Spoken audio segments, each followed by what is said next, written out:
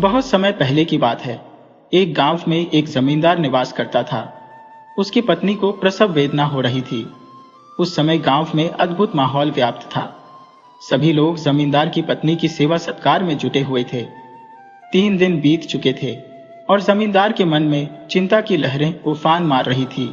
उसे आशंका थी कि कहीं कोई अनहोनी न हो जाए, और जैसा कि कहा जाता है, होनी को कोई नहीं टाल सकता। जमींदार की पत्नी ने एक अत्यंत सुंदर बेटी को जन्म दिया और इस संसार से विदा हो गई।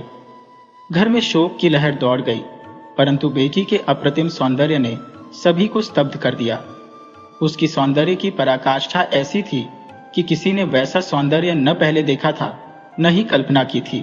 समय का पहिया घूमता रहा और वह लड़की 3 साल की हो गई।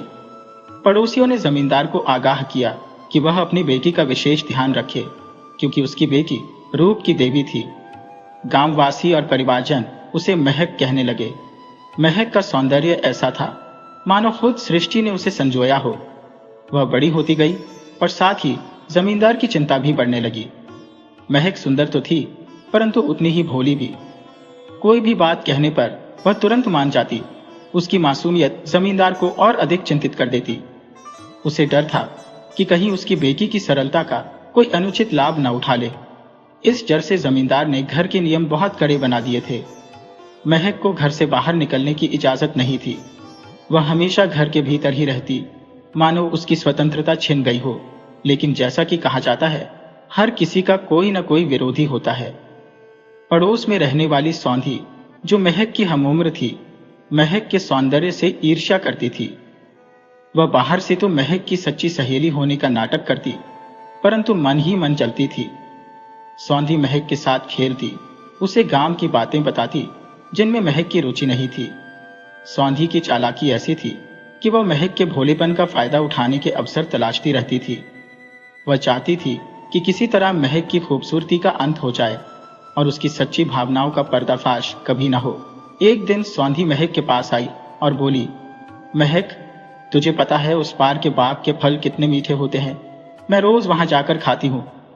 महक ने जवाब दिया, हमारे घर पर भी तो उसी बाग के फल आते हैं, पिताजी ने बताया था।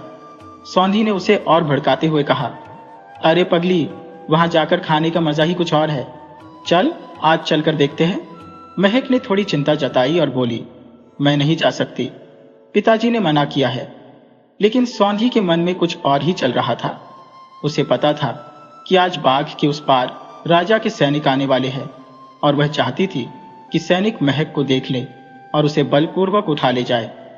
महक ने थोड़ा सोचा और बोली, अगर पिताजी से पूछूंगी तो वो जाने नहीं देंगे। सौंधी ने कहा, उन्हें बताने की जरूरत ही क्या है, हम चुपके से चले जाएंगे। सौंधी ने घर के नौकरों को बहकाया और कहा कि महक के सिर में दर्द है और वह सो रही है, इसलिए कोई भी उसे परेशान न करे। फिर उसने महक को खिड़की से नीचे उतार दिया और खुद भी उसी खिड़की से बाहर निकल आई। सौंधी की योजना थी कि किसी तरह से सैनिकों की नजर महक पर पड़े और उसका किस्सा खत्म हो जाए। महक, जो बहुत सीधी सादी थी, उसकी योजना से अनजान थी। दोनों बाग में पहुंचे तो महक की खुशी का ठिकाना नहीं था। वह बाग में इधर उधर दौड़ रही थी, जैसे आजादी का मजा ले रही हो, जबकि सौंधी इंतजार कर रही थी कि कब सैनिक महक को देख लें। लेकिन वहां एक अजीब बात हुई। उस दिन वहां से राजकुमार की सवारी निकल रही थी, जिसकी खबर सौंधी को नहीं थी। राजकुमार ने बाग की खूबसूरती देखकर अपनी सवारी रोक दी और बाग में घूमने लगा। अचानक उसने महसूस किया कि वहां कोई और भी है। सतर्क होकर उसने एक पेड़ के पीछे छिप कर देखा। जैसे ही महक वहां दौड़ती हुई आई, राजकुमार ने उसे पकड़ लिया और उसकी गर्दन पर तलवार रख दी। लेकिन जब उसने देखा कि यह एक लड़की है तो उसने उसे छोड़ दिया। महक बुरी तरह से डर गई, लेकिन राजकुमार जैसे उसकी सुंदरता में खो गया। उसने इतनी सुंदर लड़की पहले कभी नहीं देखी थी। महक जो अपने घर वापस पहुंची तो देखा कि घर में सब परेशान थे। नौकर सजा के लिए तैयार खड़े थे और जमींदार साहब सबको डांट रहे थे। 16 साल की मासूम बेटी बिना बताए घर से गायब थी, इसलिए जमींदार का गुस्सा 7वें आसमान पर था। महक ने डरते हुए घर में कदम रखा और देखा कि घर में सन्नाटा छाया हुआ था। नौकर आपस में फुसफुसा रहे थे कि महक तो कमरे में सोई हुई थी, फिर बाहर से कैसे आ रही है? महक ने डर के मारे अपने पिताजी की ओर देखा, जो गुस्से में लाल पीले हो रहे थे। जमींदार ने जोर से पूछा, कहाँ थी तुम? बिना बताए कहाँ चली गई थी? बेचारी महक की जुबान जैसे तालू से चिपक गई। वह फफक फफक कर रोने लगी। सौंधी भी वहीं खड़ी थी, लेकिन उसने कुछ नहीं कहा। जमींदार जी को महक के भोलेपन का पता था, इसलिए उन्हें समझ आ गया कि जरूर किसी ने उसे बहकाया होगा। उन्हें आज अपनी पत्नी की बहुत याद आई, क्योंकि माँ ही होती है जो बेटी को इस उम्र में सही राह दिखा सकती है। आज जमींदार जी को अपनी पत्नी की बहुत याद आ रही थी। पत्नी की कमी उन्हें आज बहुत खल रही थी। हालांकि उन्होंने महक को कुछ हिदायतें देकर अंदर भेज दिया और महक अपने कमरे में चली गई।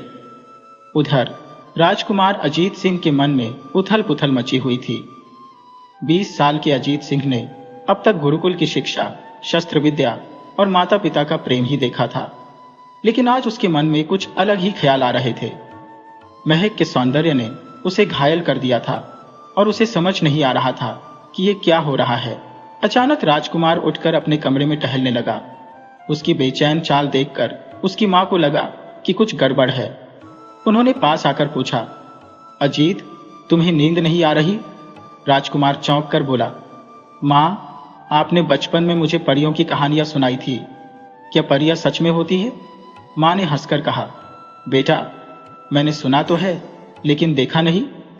इस पर राजकुमार ने कहा, मां, आज मैंने एक परी को अपनी आंखों से देखा है।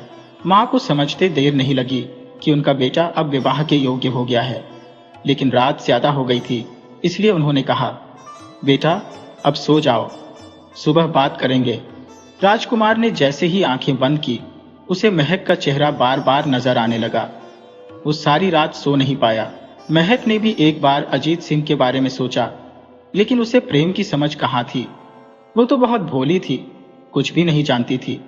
अगली सुबह होते ही अजीत सिंह ने फैसला कर लिया कि वह महक को ही अपनी जीवन संगिनी बनाएगा। उसने अपने माता पिता को इस बारे में बताया। राजा को अपने बेटे की खुशी सबसे ज्यादा प्यारी थी, इसलिए उन्होंने सैनिकों को आदेश दिया कि उस लड़की की खोज की जाए। सैनिकों ने महक की खोज शुरू की, लेकिन ना तो उसका नाम पता था और ना ही उसका ठिकाना। राजकुमार ने भी उसे खोजने की बहुत कोशिश की, लेकिन 1 साल बीत गया और महक का कुछ पता नहीं चला। एक दिन राजकुमार भेष बदलकर जनता की हालत जानने महल से निकला और महक के गांव की गली में जा पहुंचा। क्या यह महज संयोग था? महक खिड़की से बाहर की दुनिया देख रही थी। राजकुमार की नजर महक पर पड़ी और उसकी आंखें थम गईं। राजकुमार ने महक को देखते ही महसूस किया जैसे तपती दोपहर में सावन की पहली बूंदें पड़ गई हो। वह खुश होकर महल लौट आया और अपने पिता को सारी बात बताई।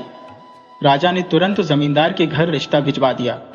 जमींदार यह सुनकर खुशी से फूले नहीं समा रहे थे। उनके घर में खुशियों की लहर दौड़ गई। महक को भी यह सब सुनकर खुशी तो हुई, लेकिन उसे इस बात की गहराई का अंदाजा नहीं था। उसकी मां नहीं थी जो उसे समझा सके कि यह कितनी बड़ी बात है। मां ही तो होती है जो बेटी को इस उम्र में सही राह दिखाती है, ससुराल के नियम कायदे सिखाती है।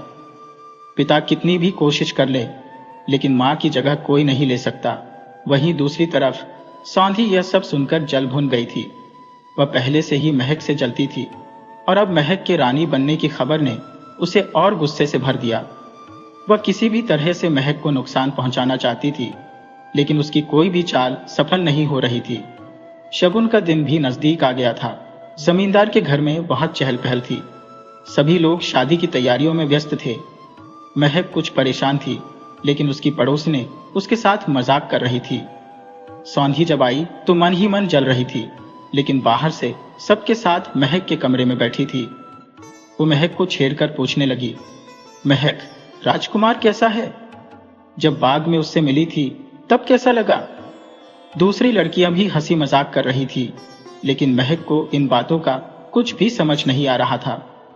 उसे तो राजकुमार के बारे में ठीक से कुछ याद भी नहीं था। रस्मों की शुरुआत हुई। महक की मौसी आई और कहने लगी, चलो तुम सब लड़कियां महक को लेकर आ जाओ, राजा और रानी शगुन लेकर आ रहे हैं। महक नीचे आ चुकी थी। राजा और रानी ने जब उसे देखा तो रानी मन ही मन बहुत खुश हुई और मुस्कुराने लगी। उन्होंने सोचा, अजीत सिंह ने सच में चांद का टुकड़ा ढूंढा है। लाल लहंगे में सजी महक किसी परी से कम नहीं लग रही थी। वह स्वर्ग की अप्सरा सी लग रही थी। महक धीरे धीरे नीचे आ रही थी और सबका ध्यान उसी पर था। उसे थोड़ी घबराहट हो रही थी कि सब उसे ऐसे क्यों देख रहे हैं। मौसी ने इशारा किया तो उसने राजा और रानी के पांव छू लिए। रानी महक को देखकर फूली नहीं समा रही थी। उनका मन महक को देखकर खुशी से झूम उठा था। महक को कुर्सी पर बैठाकर शगुन की मिठाई उसकी झोली में रखी गई तो महक फिर घबरा गई। सौंधी सब देख रही थी और उसके मन में कोई खुराफाती योजना चल रही थी। शगुन की रस्में पूरी हुई। आस पड़ोस की औरतें और रिश्तेदार मंगल गीत गाने लगी। वे गा रही थी, बाबुल की लाड़ो पराई हो गई। ये गीत सुनकर महक की आंखों से आंसू बहने लगे। मौसी ने उसे समझाते हुए कहा, महक, लड़कियों को तो दूसरे घर जाना ही होता है। यही तो दुनिया का रिवाज है। हमें भी दूसरे के घर जाना पड़ा था। मौसी उसे समझा रही थी, लेकिन महक बहुत डरी हुई थी। उसे समझ नहीं आ रहा था कि आगे क्या होगा। राजा और रानी महक को आशीर्वाद देकर चले गए। तभी मौसी ने शगुन में आया हुआ सामान आंगन में फैला दिया और सब पड़ोसियों को दिखाने लगी। सौंधी की हालत तो खराब थी। शगुन में इतना सोना, चांदी और सुंदर वस्त्र देखकर उसे महक से और ज्यादा ईर्ष्या होने लगी। मौसी बहुत खुश होकर सबको शगुन का सामान दिखा रही थी, क्योंकि राजा का परिवार था तो बहुत सा सामान आया था। सब कह रहे थे, महक इतनी खूबसूरत है, इससे तो राजा की रानी बनना ही था। जमींदार के घर में खुशी की लहर दौड़ रही थी। महक मगन होकर सब देख रही थी, लेकिन अचानक वह दौड़कर अपने कमरे में गई और रोने लगी। उसके मन में अभी भी वही गीत गूंज रहे थे जो औरतें गा रही थी, बाबुल की बेटी पराई हो गई। मौसी ने शगुन का सामान समेट कर रख दिया, लेकिन महक का दिल टूट रहा था। अपने पिता से अलग होने का सोचकर वह दुखी थी। पूरे गांव में महक के शगुन की चर्चा हो रही थी। सब लोग उसकी किस्मत पर खुश हो रहे थे कि महक कितनी अच्छी किस्मत लेकर पैदा हुई है। उसके भाग्य में तो राजघराना है। सभी उसके सुनहरे भविष्य की कामना कर रहे थे। महल में पहुंचकर राजकुमार अजीत सिंह अपनी माता के कमरे में गए और पूछा, माँ, उस लड़की का नाम क्या है? रानी माँ ने मुस्कुराते हुए कहा, बेटा, उसका नाम महक है। राजकुमार नाम सुनकर मुस्कुराने लगे और कहने लगे, जैसी सूरत वैसा नाम। राजकुमार महक की सूरत को बिल्कुल भी नहीं भूल पाए थे। उन्होंने फिर से अपनी माँ से पूछा, माँ, आपको कैसी लगी वो? और फिर शर्म से चुप हो गए। राजमाता ने हंसते हुए कहा, वह बिल्कुल वैसी ही है जैसी हमने तुम्हारे लिए कल्पना की थी, स्वर्गिक अप्सरा की तरह। तुम्हारी पत्नी का चयन भी स्वर्ग से किया गया लगता है। वह मुस्कुराते हुए बोली, बहुत मासूम और नासमझ है, इसलिए तुम्हें ही उसका रिश्ता संभालना पड़ेगा। उसकी माँ का साया भी नहीं है, पर हम उसे मातृत्व का प्यार देंगे। राजकुमार ने मुस्कुराते हुए विदा लिया। उसके मन में खुशी और बेचैनी का मिश्रण था। विवाह की घड़ी समीप आ गई थी और जब विवाह की तारीख आई तो सब जल्दी से बीतने लगा। राजकुमार के दिल में अपार खुशी थी। बार बार उसे बड़ी बड़ी सुरम्य आंखें याद आती थी जिनमें वह खोया रहता था। वही सौंधी जलन की आग में जल रही थी और उसके मन में योजनाएं चल रही थी जो बार बार विफल हो रही थी। उसने सोचा, महक बहुत साधारण और भोली है, मैं उसकी मासूमियत का फायदा उठाऊंगी। वह बार बार परेशान हो रही थी तो उसने तुरंत मैगड़ी के पास जाकर कहा, तू जानती है, पूरा गांव तेरे ससुराल से आई सुगंध की बातें कर रहा है। राजा अमीर होते हैं, लेकिन देखो उन्होंने महक को कितना कम शगुन दिया है। पूरा गांव उस पर थू थू कर रहा है। मैगड़ी ने सुना और कहा, सौंधी, तू सही कह रही है। अगर मेरे ससुराल वाले मुझे ऐसा शगुन देते हैं तो मैं कभी भी अपने पति से बात नहीं करूंगी, हमेशा उनसे दूर रहूंगी। सौंधी ने उसे समझाया, अगर वे तुझसे प्यार करते हैं तो अच्छा शगुन क्यों नहीं देते? राजकुमार से बात मत करना और मुंह मत खोलना। मैगली ने भरोसा दिलाया कि वह राजकुमार से कभी बात नहीं करेगी। सौंधी अपने मन में मुस्कुराई और सोचा कि विवाह के बाद वह राजमहल से तुरंत निकाल देगी। राजकुमार अपने पिताजी के पास जाकर सोच रहा था कि राजा होने के बावजूद वह केवल महक से प्रेम करेगा। उसने वादा किया कि उसकी जीवन संगिनी सिर्फ महक ही होगी। पिताजी ने देखा और चौंके। अजीत सिंह, हमें जल्दी से जल्दी तुम्हारी शादी करनी है। विवाह के तुरंत बाद तुम्हें राज्य की बागडोर भी संभालनी होगी। अजीत सिंह ने चिंतित होकर कहा, पिताजी, मैंने अभी तक कुछ ठीक से सीखा भी नहीं है। राजा ने समझाया, तुम बहुत समझदार हो। जो कुछ भी तुमने सीखा है वह अच्छे से निभाया है। अनुभव तुम्हें सब सिखा देगा। राजकुमार अपने मन में महक के सपनों में खोया था, लेकिन उसे यह नहीं पता था कि सौंधी ने पहले ही उसके सारे सपने चूर कर दिए थे। एक अजीब घटना सामने थी जिसका अंत अज्ञात था। एक एक कर दिन बीतते गए और विवाह का दिन आ गया। राजा के महल में शादी की तैयारियां पूरी धूमधाम से चल रही थी। राजकुमार और उसके रॉयल परिवार की खुशी का ठिकाना नहीं था। रानी और राजा अपनी बेटी की शादी से अत्यंत प्रसन्न थे। जमींदार के घर भी खुशी का माहौल था। महक देवी खुशी से झूम रही थी। उसे सबका मजाक और टोका टोकी अच्छा लग रहा था। नए वस्त्र और आभूषण देखकर वह बहुत खुश थी, लेकिन सौंधी ही थी जो निराश और जलन से भरी हुई थी। गांव वाले इस बात से भी खुश थे कि राजकुमार की बारात उनके गांव में आ रही थी। ये गर्व का विषय था। सौंधी की जलन समय के साथ साथ बढ़ती जा रही थी। ये उसकी प्रकृति थी। शादी की खुशी में जमींदार के पैर जमीन पर नहीं टिक रहे थे। वह अपनी बेटी की किस्मत को देखकर प्रसन्न हो रहे थे। राजकुमार की बारात जमींदार के द्वार पर पहुंच चुकी थी और उसका स्वागत बड़े धूमधाम से किया गया। जमींदार की खुशी की कोई सीमा नहीं थी। महक अपने कमरे में खुशी से तैयार हो रही थी। उसकी सखियां उसे सजाने में कोई कमी नहीं छोड़ रही थी। लाल साड़ी में वह स्वर्ग की अप्सरा जैसी लग रही थी। सखियों ने शादी के दिन की विशेष तैयारी की थी।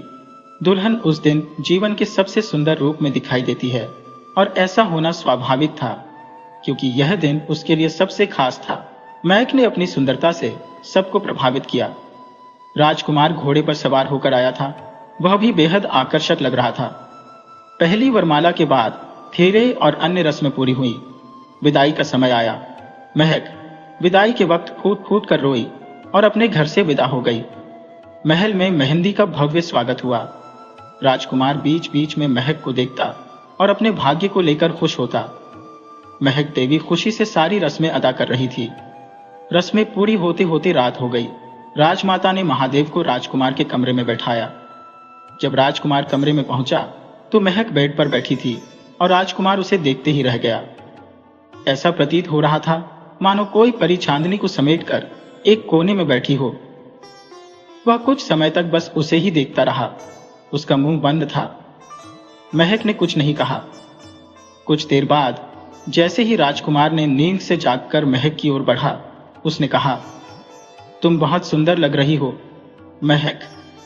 आज तक मैंने इतनी सुंदरता नहीं देखी। लेकिन महक ने चुप्पी साधे रखी। सौंधी की बातों का महक के दिल पर गहरा असर था। राजकुमार बोलता रहा, लेकिन महक चुप रही। राजकुमार को लगा कि वह अकेला ही बात कर रहा है। उसने कहा, तुमने अब तक कुछ नहीं कहा। मैं कब से खड़ा हूं और तुमने बैठने का भी नहीं कहा। क्या बात है? इतना कहकर वह पलंग पर बैठ गया तो महक तुरंत उठकर खड़ी हो गई और एक कोने में जाकर खड़ी हो गई। राजकुमार को यह अजीब लगा। उसने महक से कहा, मुझे समझ नहीं आ रहा, तुम मुझसे बात क्यों नहीं कर रही हो? मैंने ऐसा क्या किया है? क्या कारण है तुम्हारी नाराजगी का? लेकिन महक ने फिर भी चुप्पी बनाए रखी। राजकुमार ने कहा, कोई बात नहीं। यदि तुम मुझसे बात नहीं करना चाहती हो और मुझसे दूर रहना चाहती हो तो यह तुम्हारी इच्छा है। मैं तुम्हें परेशान नहीं करूंगा। मेरे कमरे में पर्याप्त जगह है। मैं दूसरे कोने में जाकर सो जाऊंगा। इसके बावजूद महक देवी चुप रही। राजकुमार दूसरे कोने में पड़े पलंग पर जाकर लेट गया और सोचने लगा कि आखिर ऐसा क्या हुआ है, क्यों महक इस प्रकार का व्यवहार कर रही है। राजमाता ने बताया था कि महक बहुत भोली है और उसे मुझे अपना मानने में समय लगेगा। फिर भी राजकुमार ने अपने दिल में सोचा, मैं तुम्हारा इंतजार पूरी जिंदगी कर सकता हूं जब तक तुम मुझे अपना मानोगी। वह मुस्कुराकर सो गया। महक देवी भी सो गई। उसने राजकुमार के बारे में कुछ नहीं सोचा। शादी की रस्मों के कारण वह बहुत थकी हुई थी। अगली सुबह महक उठकर तैयार हुई क्योंकि महल में उसकी पगफेरे की रस्म होनी थी। उसके पिता उसे लेने आए थे। महक अपने घर चली गई और सभी से खुशी खुशी मिली। सौंदर्या भी उससे मिलने आई। सौंदर्या ने मीठी मीठी बातें करके यह जानने की कोशिश की कि महक का राजकुमार के साथ व्यवहार कैसा रहा। सारी बातें जानने के बाद कि महक ने राजकुमार से बात नहीं की, सौंदर्या बहुत खुश हो गई। उधर जब अजीत सिंह थोड़ी देर से उठे तो उन्होंने अपनी राजमाता से कहा, माँ, आज राजकुमार नजर नहीं आ रहे। राजमाता ने उत्तर दिया, राजकुमार महक के साथ अपनी माँ के पास गई है। तुम्हें कल उसे ले जाकर महल लाना है। अजीत खुश हो गया और सोचने लगा कि शायद महक की सहेलियां उसे सब समझा देंगी और वह बोलने लगेगी। अगले दिन अजीत सिंह महक को लेने गया और उसे महल में लेकर आया। रास्ते में भी महक चुप रही, क्योंकि सौंधी की बातें अब भी उसके दिल में गहराई से बैठी थी।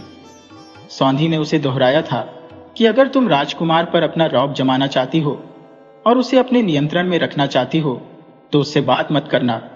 महक ने इस सलाह को गंभीरता से लिया था और इसलिए पूरे रास्ते चुप रही। अजीत सिंह ने महक से कहा, अभी तक तुमने अपनी नाराजगी की वजह नहीं बताई।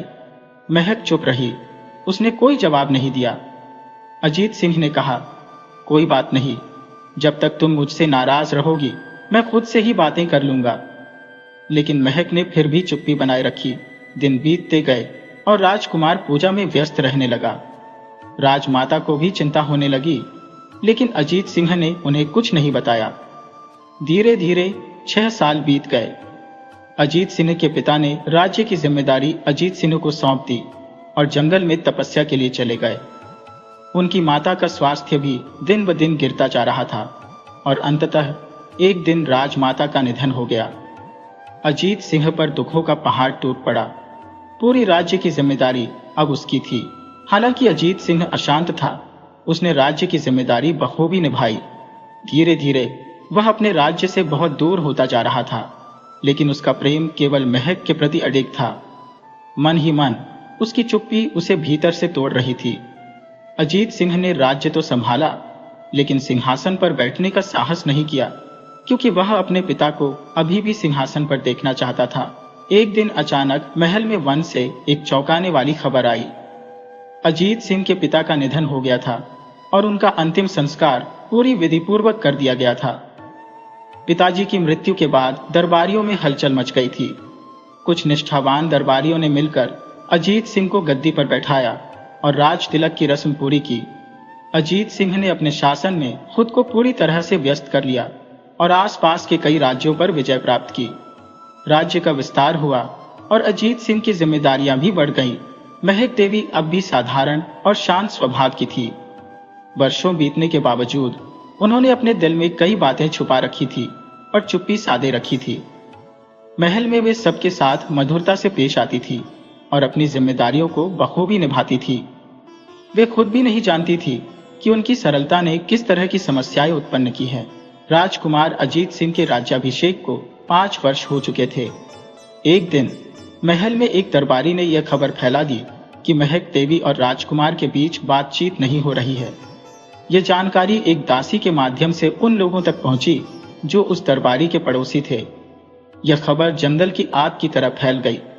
दरबारी जो राजकुमार से ईर्ष्या करते थे, उन्होंने उसे मारने की योजना बनानी शुरू कर दी, क्योंकि उनके पास कोई वारिस नहीं था जो राज्य का उत्तराधिकारी बन सके। लेकिन अजीत सिंह के वफादारों ने उनकी साजिशों को नाकाम कर दिया। इसके बाद दरबार में इस विषय पर चर्चा हुई। अजीत सिंह के पिता के निष्ठावान सलाहकारों ने कहा, राजकुमार, आपकी जिम्मेदारी केवल राज्य को संभालने की नहीं है, बल्कि इसके उत्तराधिकारी को भी सुनिश्चित करने की है। यदि दरबारियों की साजिश का पता नहीं चलता या देर से पता चलता है, तो यह राज्य एक बिना मालिक की स्त्री की तरह हो जाएगा। फिर कौन इस पर अधिकार करेगा, यह भी अनिश्चित रहेगा। आपके और रानी के बारे में जो बातें राज्य में फैल चुकी हैं, वे पड़ोसी राज्यों में भी फैलेंगी, क्योंकि विभिन्न राज्यों के गुप्तचर भेष बदलकर एक राज्य से दूसरे राज्य में घूमते हैं। इस तरह की चर्चाएं अन्य राजाओं तक भी पहुंच सकती हैं और वे आपके राज्य को हड़पने की साजिशें कर सकते हैं। यह सब सुनकर अजीत सिंह को गहरा आघात हुआ। वे पहले ही महक के व्यवहार से दुखी थे और अब इस नई समस्या ने उनके सिर पर मुसीबत का और बोझ डाल दिया। उन्होंने एक निश्चय किया और महक के पास गए, जहां वह हमेशा की तरह चुपचाप खड़ी थी। राजा अजीत सिंह ने शब्दों की मृदुलता के साथ बात प्रारंभ की। महक देवी, पिछले 11 वर्षों में मैंने तुम्हारे प्रति कोई भी अन्याय नहीं किया और न ही हमारे रिश्ते में किसी प्रकार की दरार डाली। आज मेरे लिए आवश्यक था कि मैं तुमसे बात करूं, इसलिए मैं यहां उपस्थित हुआ हूं। तुम्हारे पास रहने पर भी मैं चुप रहा, परंतु आज मैं तुम्हारे पास आकर आवश्यक बातें कह रहा हूं। मैंने दरबार में सारे विवरण रख दिए हैं और अब मुझे मेरी जिम्मेदारियों को निभाना है। राज्य को उत्तराधिकारी देना मेरी प्राथमिकता है, अन्यथा मेरे पिताजी द्वारा सौंपा गया राज्य एक अदृश्य संजीवनी की तरह समाप्त हो जाएगा।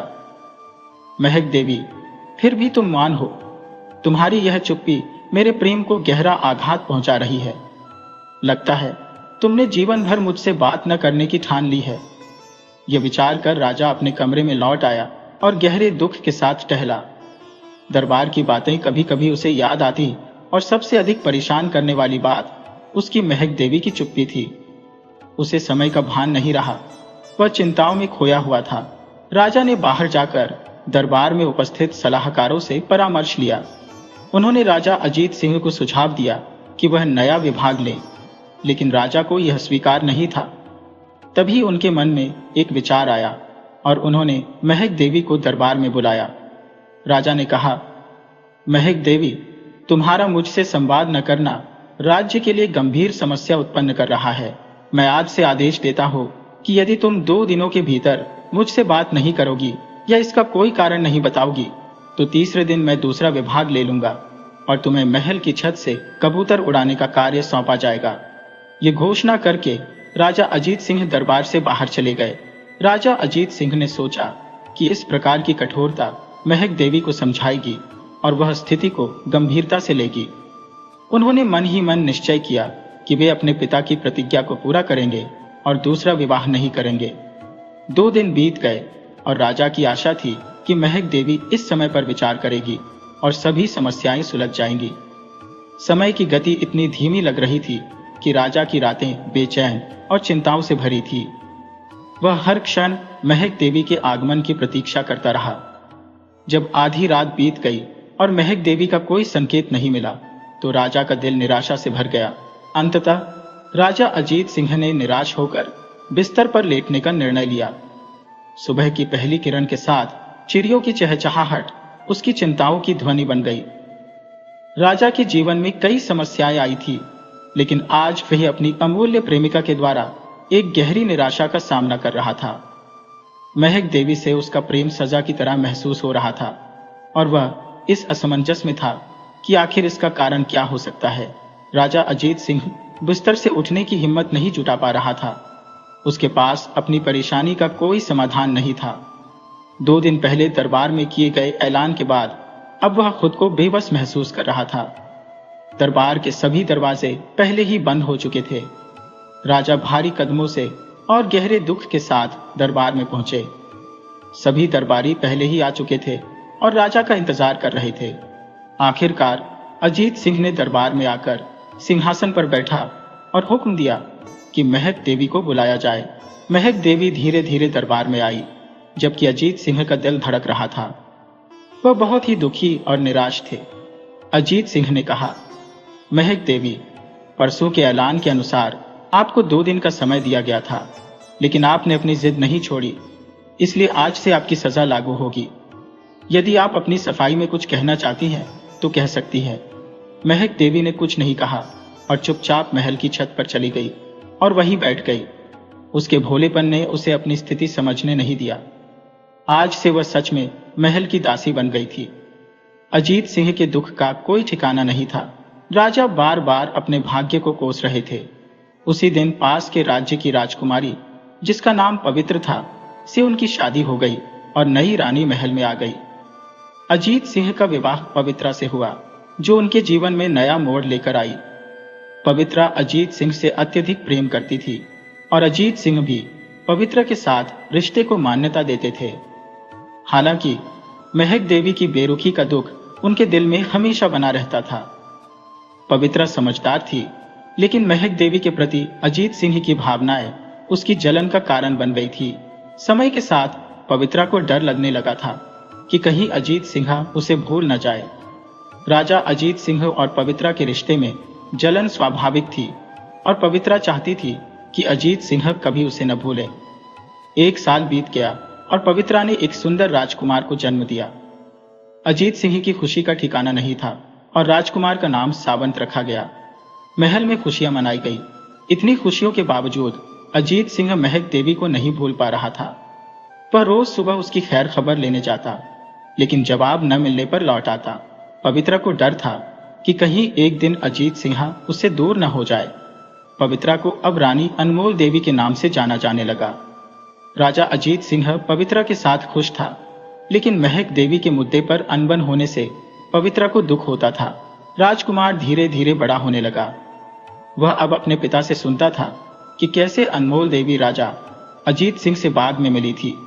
समय बीतता गया और अनमोल देवी का शरीर कमजोर होता गया। एक कड़ाके की ठंड की रात में जब बारिश हो रही थी, अनमोल देवी छत पर सोई थी। ठंड में भीगी हुई उसकी सांसें मन पड़ने लगी थी और उसका शरीर बहुत कमजोर हो गया था। अचानक उसे अपने जीवन में खोई हुई चीजें याद आने लगी। उसने आज तक क्या किया है, इसका एहसास होने लगा। महक देवी को अब समझ आने लगा था कि उसने कितना गलत किया है। अब उसका नाम अनुभव देवी हो चुका था। महल से नीचे जाने वाले दरवाजे बंद थे और वह अजीत सिंह से मिलकर माफी मांगना चाहती थी। वह एक अलग रास्ते से नीचे उतरी और अजीत सिंह के कमरे के दरवाजे पर जाकर दस्तक देने लगी। उसके शब्द आहिस्ता आहिस्ता बाहर आ रहे थे। मेरे प्रिय राजा, कृपया एक बार अनुभोलदे से बात कर लो, अपना दरवाजा खोल दो। दुर्भाग्यवश उस दिन राजा अजीत सिंह युद्ध से थके हुए घर आए थे और गहरी नींद में सो गए थे।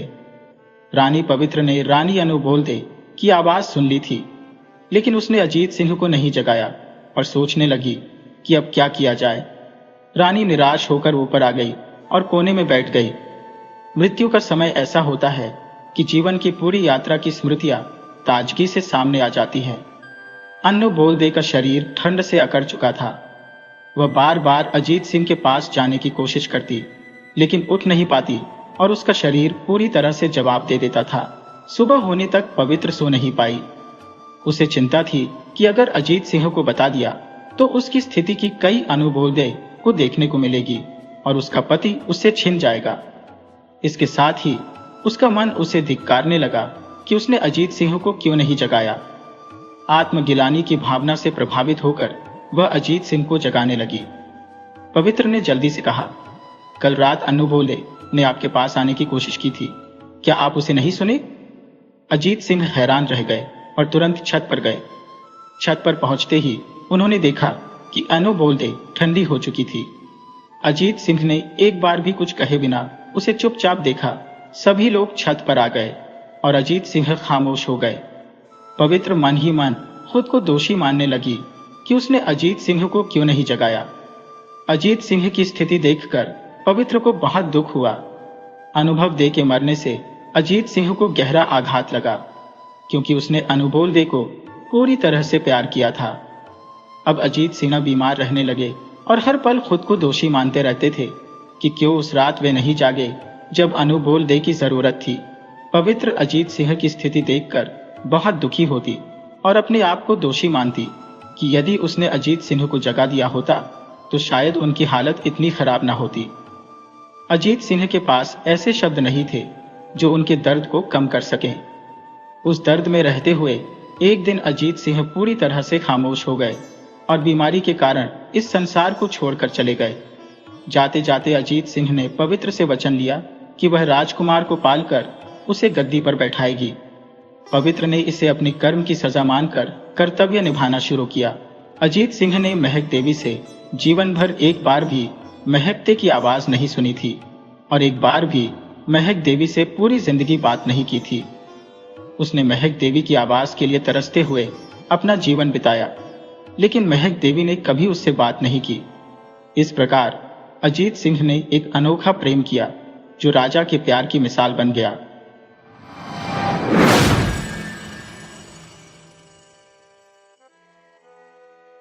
बहुत पुराने समय की बात है।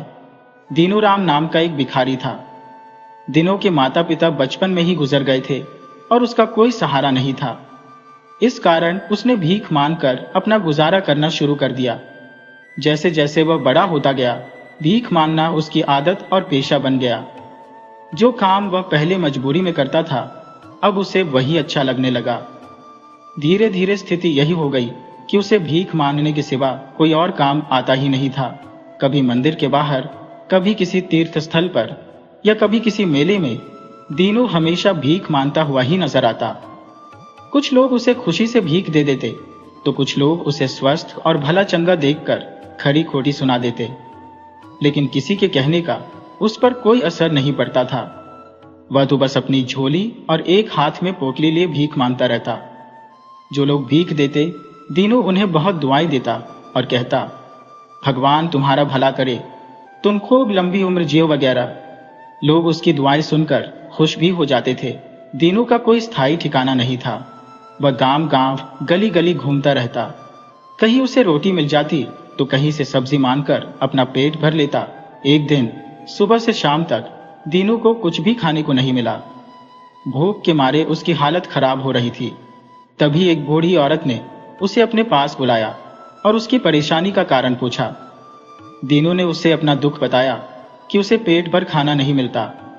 उस बूढ़ी औरत ने दीनू को एक गेहूं का दाना देते हुए कहा, यह गेहूं का दाना करामाती है, इसे अपने पास संभाल कर रखना। जब तक यह दाना तुम्हारे पास रहेगा, तुम्हें भरपेट भोजन मिलता रहेगा। दीनू ने उस दाने को उलट पलट कर देखा। फिर उसने सिर उठाकर उस औरत से कुछ पूछना चाहा, लेकिन तब तक वह औरत गायब हो चुकी थी। दीनू ने दाने को अपनी पोटली में रख लिया और भोजन की तलाश में पास के ही एक भोजनालय की तरफ चला गया। तभी एक व्यक्ति ने उसे रोककर कहा, अरे भाई, तुम यहाँ आकर पेट भर भोजन खा सकते हो। आज हमारे सेठ जी का जन्मदिन मनाया जा रहा है। दीनू मन ही मन बहुत खुश हुआ और भोजनालय से भरपेट खाना खाकर बाहर निकला। वह सोचने लगा कि यह गेहूं के दाने की करामात है या सिर्फ एक संयोग कि उसे मुफ्त में भरपेट खाना मिल गया। उसका वह दिन बड़ा ही अच्छा गुजरा। अगले दिन वह घूमते घूमते थक गया और भोजन के लिए एक घर के पास पहुंचा। उसने दरवाजे पर दस्तक दी। एक सभ्य और पढ़ी लिखी स्त्री ने उसे आदर पूर्वक अंदर बुलाया और कहा, आप यहाँ पर रात्रि को विश्राम भी कर सकते हैं, पहले आप भोजन कर लीजिए। इतना आदर सत्कार दीनू को पहली बार मिला था। उसे यकीन हो गया कि गेहूं का दाना वाकई करामाती है। उसने भरपेट भोजन किया।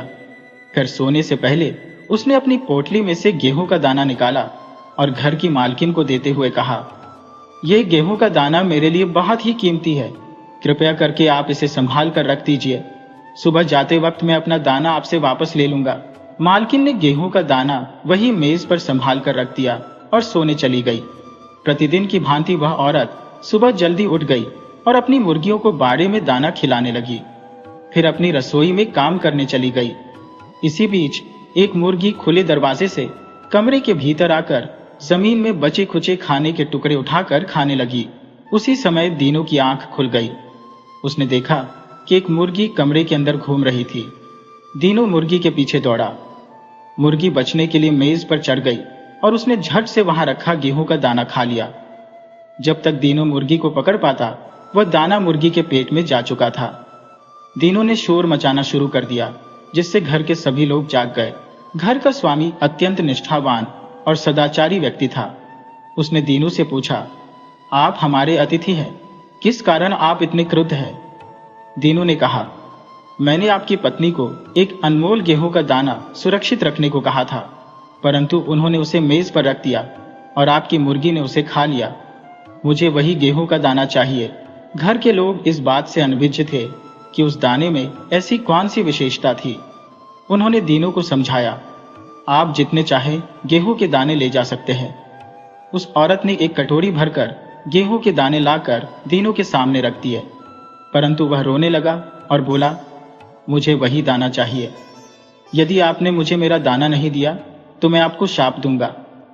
दीनू की यह बात सुनकर सब लोग भयभीत हो गए। तब घर के मालिक ने कहा, वह दाना तो मुर्गी के पेट में जा चुका है, आप चाहे तो वह मुर्गी ले जा सकते हैं। दीनू को यह बात ठीक लगी। उसने वह मुर्गी ली, अपनी पोटली उठाई और वहां से चला गया। सारा दिन भटकने के बाद शाम को वह एक अन्य घर के सामने पहुंचा। उस घर में भी दीनू का आदर पूर्वक स्वागत किया गया और उसे स्वादिष्ट व्यंजन परोसे गए। दीनू ने घर की मालकिन को अपनी मुर्गी और पोटली संभाल कर रखने के लिए दी और सो गया। सुबह उठकर दीनू ने मालकिन से अपनी मुर्गी मांगी। मालकिन मुर्गी को लेने गई तो उसने देखा कि दीनू की मुर्गी के पंख वहां बिखरे पड़े थे। मालकिन के नौकर ने बताया कि नई मुर्गी को देखकर पुरानी मुर्गियों ने बाड़े में उस पर आक्रमण कर दिया और अपनी चोंचों से उसे घायल कर दिया। जान बचाने के लिए मुर्गी बाहर भागी, जहां बरामदे में मालकिन का कुत्ता बैठा था, जिसने मुर्गी को मारकर खा लिया। ये सुनकर दीनू चिल्लाने और रोने लगा कि उसे वही मुर्गी चाहिए। मालकिन ने कहा, अब वह मुर्गी जीवित नहीं है, उसे कहां से लाकर दूं? तब दीनू ने फिर अपनी चाल चली और कहा, यदि आपने मुझे मुर्गी नहीं दी तो मैं आपको श्राप दूंगा। दीनू की यह बात सुनकर मालकिन भयभीत हो गई और उससे विनती करने लगी, आप इसके बदले में कोई भी मुर्गी ले लीजिए। परंतु दीनू नहीं माना। अंततः हारकर मालकिन ने अपना पालतू कुत्ता दीनू को दे दिया। दीनू ने उस कुत्ते को और अपनी पोटली को उठाया और वहां से आगे बढ़ गया। आगे जाकर वह एक भव्य महल के सामने रुका। महल में एक राजकुमारी अपने परिवार के साथ निवास करती थी। महल की स्वामिनी ने दीनू को अंदर बुलाया, उसे स्नान करवाया और नए वस्त्र प्रदान किए। साथ ही उसे भरपेट भोजन भी करवाया। राजकुमारी को देखकर दीनू के मन में लोभ उत्पन्न हुआ। वह विचार करने लगा कि एक गेहूं के दाने की कृपा से पहले उसे मुर्गी मिली, फिर मालकिन का प्रिय कुत्ता। अब यदि यह कुत्ता मर जाए तो बदले में वह राजकुमारी की मांग कर सकता है और उससे विवाह करके अपना जीवन सुखमय बना सकता है। फिर उसे कभी भी भीख मांगने की आवश्यकता नहीं पड़ेगी। दीनू ने जानबूझकर कुत्ते को राजकुमारी के पीछे छोड़ दिया। जब वह अपनी सखियों के साथ बाग में खेल रही थी, कुत्ता अचानक राजकुमारी पर झपट पड़ा। राजकुमारी ने अपनी रक्षा के लिए एक बड़ा पत्थर उठाकर कुत्ते को मारा। कुत्ते को चोट लगी, लेकिन वह फिर से उठकर राजकुमारी के पीछे दौड़ा। इस बार राजकुमारी ने क्रोध में आकर कुत्ते पर डंडे से वार कर दिया, जिससे कुत्ता वहीं पर मर गया। जब दीनू महल से बाहर जाने की तैयारी कर रहा था, उसने महल की स्वामिनी से अपना कुत्ता मांगा। स्वामिनी ने संकोच पूर्वक कुत्ते के मरने की पूरी घटना बताई। यह सुनकर दीनू जोर जोर से रोने लगा और कहा कि उसे वही कुत्ता चाहिए। महल की स्वामिनी ने उसे बहुत समझाया कि वह दूसरा कुत्ता ले ले, परंतु दीनू नहीं माना। तब स्वामिनी ने अपनी असमर्थता जताई। इस पर दीनू बोला, जिसने मेरा कुत्ता मारा है मुझे वही दे दीजिए, मैं उसी से संतुष्ट हो जाऊंगा। स्वामिनी को दीनू की यह मांग सुनकर बहुत क्रोध आया कि एक व्यक्ति कुत्ते के बदले उनकी बेटी की मांग कर रहा है। स्वामिनी ने कहा, मैं तुम्हें 1000 अशर्फिया देती हूँ। यदि तुम्हारे पास कोई कला या हुनर है तो 1 महीने में इन्हें 2 गुना करके दिखाओ। यदि तुम ऐसा कर सको तो मैं अपनी बेटी का हाथ तुम्हें सौंप दूंगी। दीनू को धन का लोभ हो गया और वह अशर्फिया लेने के लिए तैयार हो गया। उसने अशर्फिया ली और अपनी पोटली में रखकर आगे बढ़ गया। रास्ते में दीनू ऊंचे ऊंचे सपने देखने लगा, लेकिन वह समझ नहीं पा रहा था कि इन अशर्फियों को 2 गुना कैसे करेगा। दीनू को भीख मांगने के अलावा कोई और काम आता भी नहीं था। भीख मांगकर वह 1 महीने तो क्या, पूरे साल में भी इतनी अशर्फिया नहीं कमा सकता था। तब दीनू ने सोचा कि पहले कुछ अशर्फिया खर्च करके आराम से जीवन बिताया जाए, फिर बाद में कमाई के बारे में सोचा जाएगा। रास्ते में एक जगह रुककर जब उसने अशर्फिया निकालने के लिए अपनी पोटली में हाथ डाला तो उसे महसूस हुआ जैसे कुछ उसे चुभ गया हो। उसने तुरंत अपना हाथ बाहर निकाल लिया। जब उसने पोटली खोलकर देखा तो उसमें से सैकड़ों कीड़े मकोड़े निकलकर उसे काटने लगे। दीनू ने वह पोटली उठाकर दूर नदी में फेंक दी। अब दीनू के पास कुछ नहीं बचा था। वह खाली हाथ रह गया था और उसके सामने भीख मांगने के अलावा कोई और विकल्प नहीं था। दीनू को उसके लालच का फल मिल चुका था।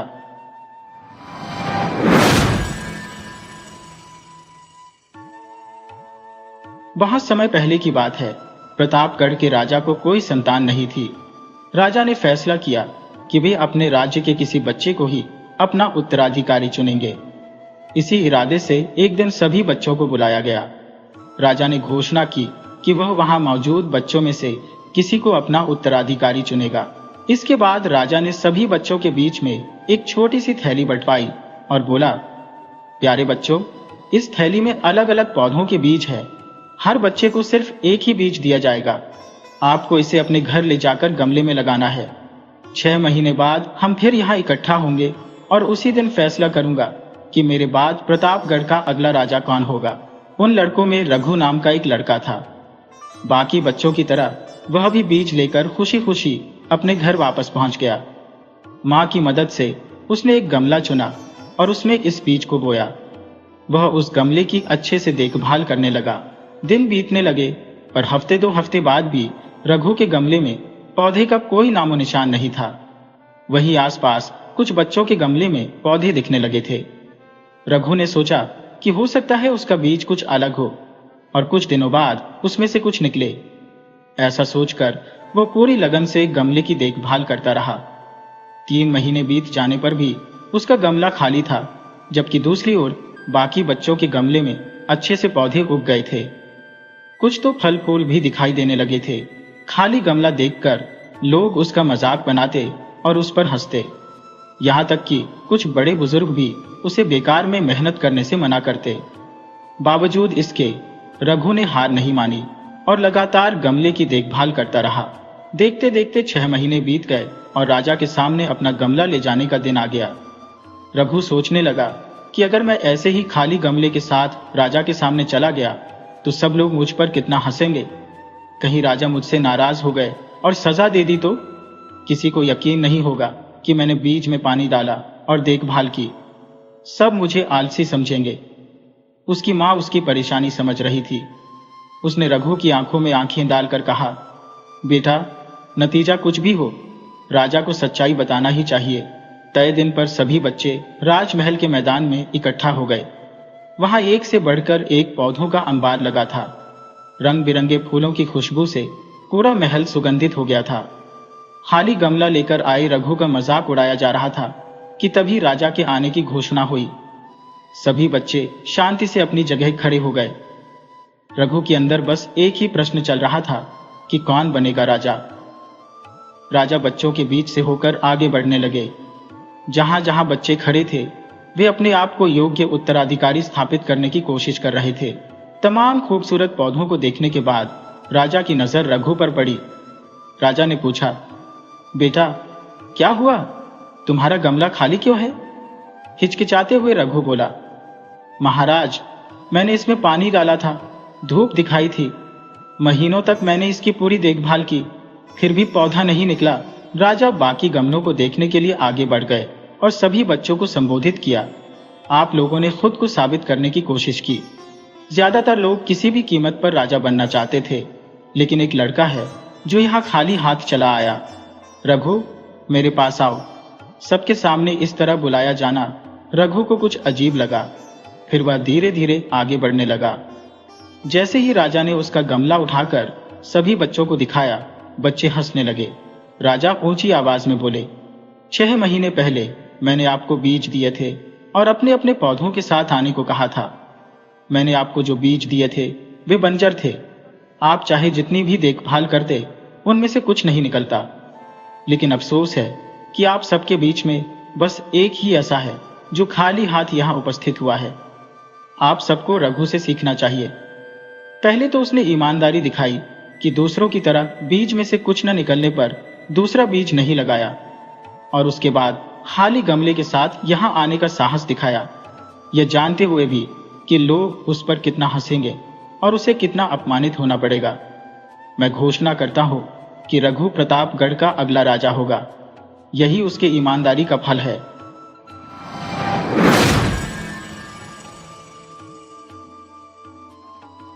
एक समय की बात है कि एक राजा के राज्य में एक गरीब आदमी रहता था। उसकी अपनी एक छोटी सी चक्की थी। किसी तरह आटा पीसकर वह अपना काम चलाता था। उसके एक लड़की थी। वह बहुत ही सुंदर थी।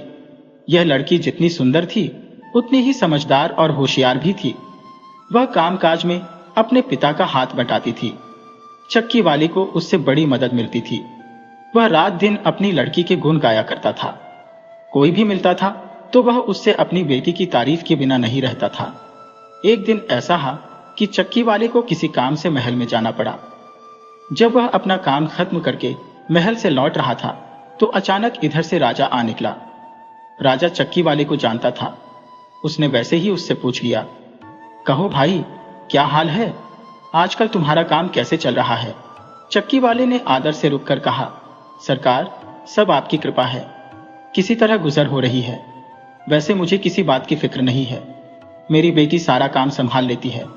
राजा बोला, अच्छा, तब तो बड़ी खुशी की बात है। इस पर चक्की वाला राजा के सामने जरा डींग मारते हुए बोला, जी हाँ, ऐसी लड़की आपने देखी नहीं होगी। कम से कम इस शहर में तो ऐसी समझदार लड़की कहीं नहीं मिलेगी। बड़ी होशियार है, उसे कई तरह के काम आते हैं। राजा बोला, अच्छा, उसे कौन कौन से काम आते हैं? चक्की वाला बोला, अरे हुजूर, ये पूछिए कि उसे कौन सा काम नहीं आता। अब देखिए ना, आपके महल के गोदामों में यह जो रुई रखी हुई है, मेरी बेटी चाहे तो इसे काट कर सोना बना सकती है। राजा ने आश्चर्य से कहा, अच्छा, ऐसी बात है, तब तो तुम ऐसा करना, जरा उसको जल्दी ही हमारे महल में भेज देना। मैं देखना चाहता हूं कि वह रुई को काटकर सोना कैसे बनाती है। राजा सोने का बहुत शौकीन था, उसे रात दिन सोना बटोरने की फिक्र रहती थी। वह मन ही मन बड़ा खुश हुआ कि चलो, इस तरह सारी रुई सोने में बदल जाएगी। जब राजा चला गया तो चक्की वाले को अपनी गलती मालूम हुई। वह पछताने लगा कि मैंने राजा के सामने इस तरह बढ़ा चढ़ाकर बातें क्यों की। लेकिन अब क्या हो सकता था? वह राजा को यह नहीं कह सकता था कि उसने झूठ बोला था। वह चुपचाप घर पहुंचा।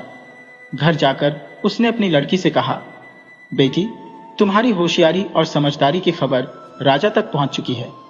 वे तुमसे मिलना चाहते हैं, जल्दी तैयारी हो जाओ, तुम्हें इसी समय मेरे साथ महल में चलना है। यह सुनकर लड़की बड़ी खुश हुई। थोड़ी देर में वह सज धज कर महल में जाने के लिए तैयार हो गई। चक्की वाला अपनी लड़की को लेकर राजा के पास पहुंचा। राजा फौरन लड़की को उस बड़े से गोदाम में ले गया जहां रुई भरी हुई थी। राजा ने लड़की के लिए एक चरखा मंगवा दिया और कहा, लो, यह चरखा है, यहां बैठो, इससे रुई काटकर मेरे लिए सोना बना डालो। तुम्हारे पिता ने मुझे बताया है कि तुम रुई को काटकर सोना बना सकती हो। मैं कल सुबह आकर देखूंगा कि तुमने क्या काम किया है। अगर तुमने सोना नहीं बनाया तो मैं तुम्हारी गर्दन कटवा दूंगा। ये कहकर राजा वापस महल में लौट गया। बेचारी लड़की, उसकी तो समझ में ही नहीं आया कि क्या हो गया।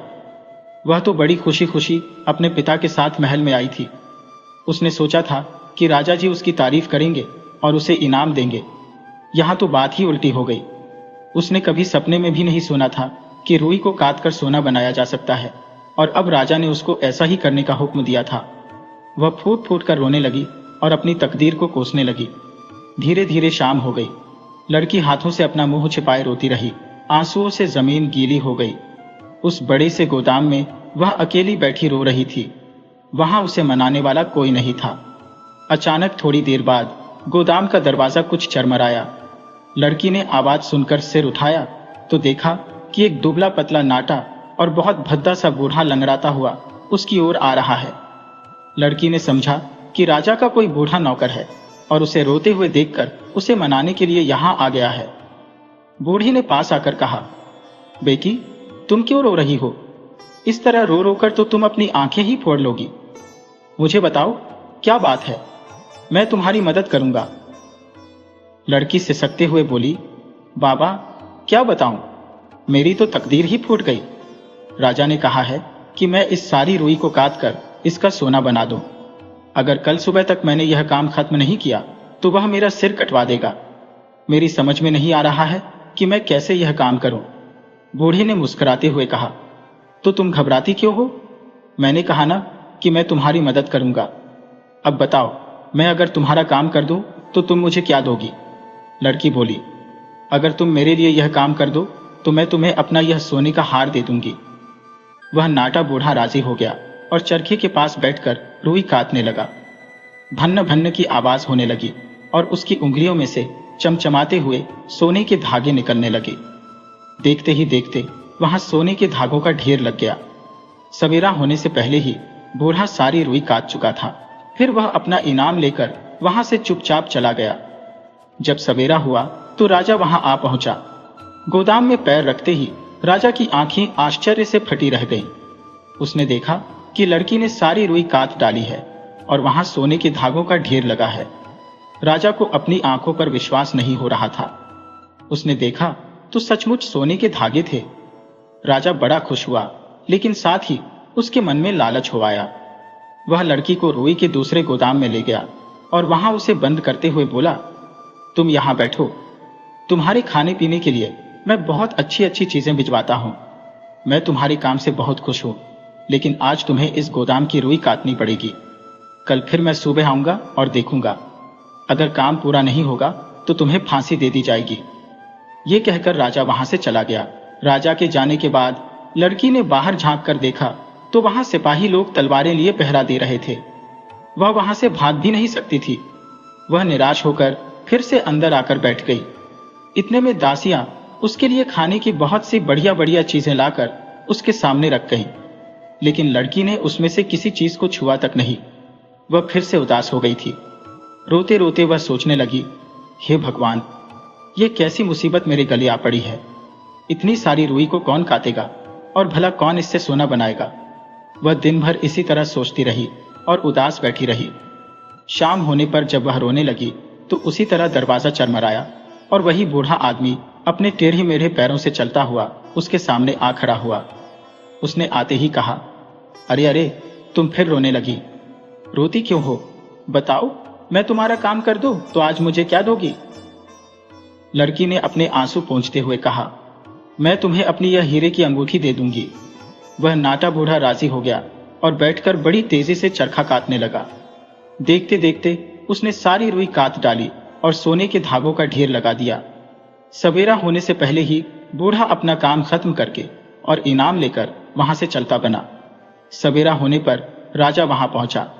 रुई की जगह सोने के धागों का ढेर देखकर उसकी खुशी की सीमा न रही। अब उसे और भी लालच हो आया। वह उस लड़की को उससे भी बड़े गोदाम में ले गया और बोला, देखो, मैं तुमसे बहुत खुश हूं, लेकिन आज तुम्हें इतनी रुई और काटनी पड़ेगी और इसका सोना बनाना पड़ेगा। अगर कल सुबह तक यह काम कर दोगी तो मैं तुमसे शादी कर लूंगा और तुम्हें अपनी रानी बना लूंगा। राजा के जाने पर लड़की फिर उदास हो गई। वह रोना शुरू करने ही वाली थी कि इतने में फिर से दरवाजा चरमराया और वह नाटा बूढ़ा आदमी अपनी भद्दी चाल से फुदकता हुआ उसके सामने आ खड़ा हुआ। बूढ़ा बोला, तुम चिंता क्यों करती हो? मैं शाम को आकर तुम्हारा यह काम कर दूंगा, लेकिन बताओ, तुम आज इस काम के बदले में मुझे क्या इनाम दोगी? अब लड़की कुछ चक्कर में पड़ गई। उसकी समझ में नहीं आया कि क्या जवाब दे। अब तो उसके पास इनाम देने के लिए कुछ भी नहीं बचा था। लेकिन इतने में बूढ़े ने एक चाल सोच ली और कहा, चलो, तुम्हारे पास देने के लिए अभी कुछ न हो तो कोई बात नहीं, लेकिन तुम्हें एक प्रतिज्ञा करनी पड़ेगी। जब तुम रानी बन जाओगी और जब तुम्हारे कोई बच्चा होगा तो तुम अपना पहला बच्चा इनाम में मुझे दे दोगी। लड़की को यह शर्त कुछ अजीब सी लगी, लेकिन फिर उसने सोचा कि प्रतिज्ञा करने के अलावा और कोई चारा नहीं। वह राजी हो गई। शाम को आकर बूढ़ा फिर से रुई काटने के लिए बैठ गया। आज वह बहुत खुश था और बड़ी तेजी से चरखा चला रहा था। थोड़ी देर में उसने सारी रुई काट डाली और सोने के धागों का ढेर लगा दिया। आज ढेर इतना ऊंचा था कि छत को छू रहा था। काम खत्म करके बूढ़ा बोला, अच्छा, अब मैं जाता हूं, लेकिन याद रखना, अपनी प्रतिज्ञा मत भूलना। यह कहकर वह वहां से चला गया। सवेरा होते ही राजा वहां पहुंचा। सोने के ढेर को देखकर उसका मन नाचने लगा। उसने लड़की को शाबाशी दी और उसे महल में ले गया। दूसरे ही दिन राजा ने धूमधाम के साथ उस लड़की को अपनी रानी बना लिया। चक्की वाले की लड़की अब रानी बन गई और बड़ी शान के साथ महल में रहने लगी। वह अपने सारे दुख भूल गई। कुछ ही दिनों में उसे यह भी याद नहीं रहा कि उसने उस नाटे बूढ़े से कोई वादा किया था। धीरे धीरे दिन बीतने लगे। कुछ दिनों बाद रानी के एक बच्चा हुआ। बड़ा सुंदर नन्हा मुन्ना गोल मटोल सा बच्चा। रानी की खुशी की सीमा न थी। वह दिन भर बच्चे को खिलाती और लोरियां गाकर सुलाती थी। एक दिन वह आराम से बैठकर सोच रही थी कि उसके जैसी भाग्यवान लड़की दुनिया में और कौन होगी। उसे किसी बात की कमी नहीं थी। वह इतने बड़े राज्य की रानी थी। हीरे जवाहरात, हाथी घोड़े, नौकर चाकर, सभी कुछ तो था उसके पास। वह इसी तरह सोच रही थी कि अचानक दरवाजा चरमराया और वही नाटा बूढ़ा शरारत से मुस्कुराता हुआ रानी के सामने आ खड़ा हुआ। तुम क्यों आए हो? क्या चाहिए तुम्हें? रानी ने घबराकर पूछा और बच्चे को कसकर अपनी छाती से चिपटा लिया। रानी डर के मारे थर थर कांप रही थी। बूढ़े ने मुस्कुराते हुए कहा, मुझे तुम्हारा यह बच्चा चाहिए। जल्दी से इसे मुझे सौंप दो। क्या तुम अपना वादा भूल गई? ये सुनकर रानी फूट फूट कर रोने लगी। उसने रोते सिसकते कहा, बाबा, मुझ पर दया करो। तुमने मेरी बड़ी मदद की है। मैं कभी तुम्हारा उपकार नहीं भूलूंगी। इस बार तो मुझे माफ कर दो। मेरा बच्चा मुझसे मत छीनो। इसका बदले तुम जो चाहे मांग लो, लेकिन इसे मेरे पास रहने दो। उसको इस तरह रोते हैं देखकर बूढ़ा थोड़ी देर के लिए सोच में पड़ गया। फिर वह बोला, अच्छा, मैं तुम्हें 3 दिन का समय देता हूं। तुम सोचकर बताओ कि मेरा नाम क्या है। अगर तुम ठीक ठीक मेरा नाम बता दोगी तो मैं तुम्हें माफ कर दूंगा और तुमसे बच्चा नहीं लूंगा। यह कहकर वह बूढ़ा जिस तरह आया था उसी तरह चुपचाप वहां से चला गया। रानी को रात भर नींद नहीं आई।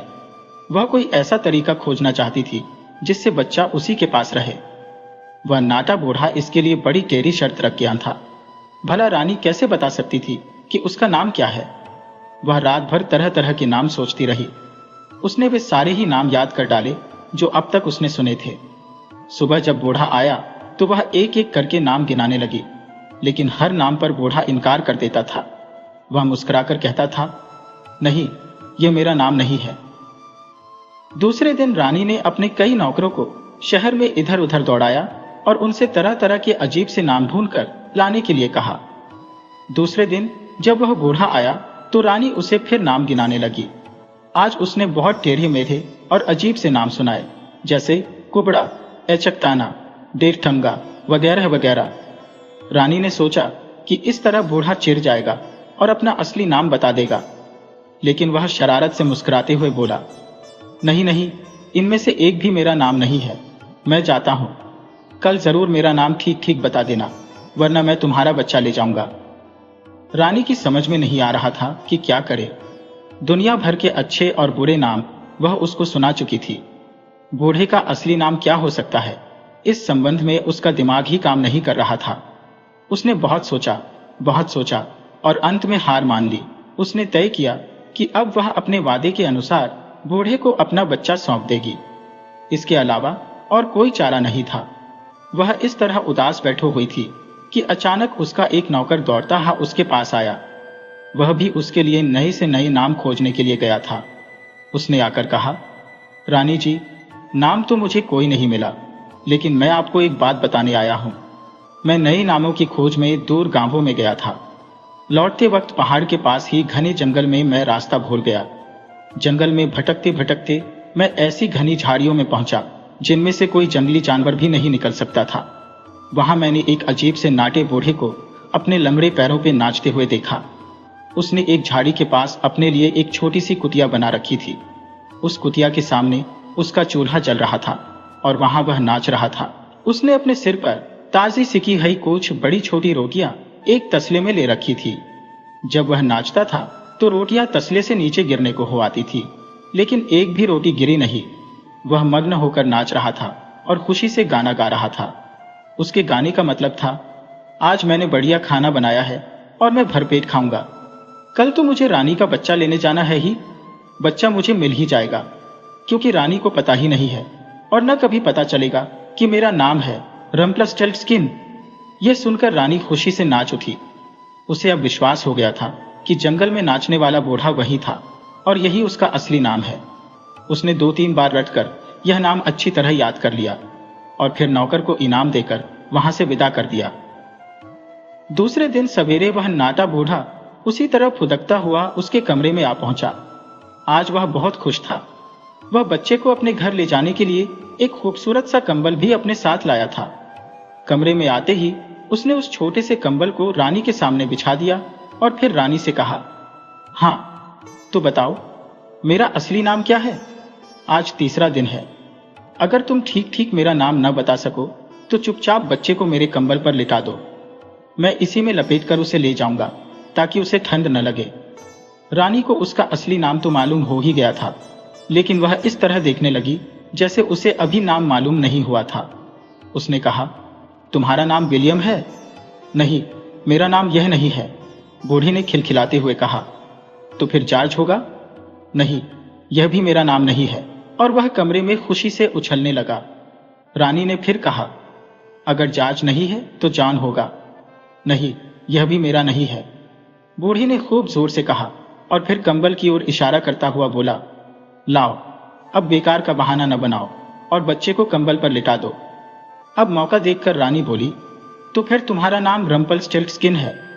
यह सुनते ही बूढ़ा चौंक पड़ा। उसे उम्मीद भी नहीं थी कि रानी को उसका असली नाम भी कभी मालूम हो सकेगा। उसे बहुत बुरा लगा, लेकिन अब वह कर ही क्या सकता था। वह मारे गुस्से के जमीन पर जोर जोर से पैर पटकने लगा और बोला, तुमने जादू किया है। तुम्हें किसी भूत या जादूगर ने मेरा नाम बताया है। मैं उन लोगों को ठीक कर दूंगा।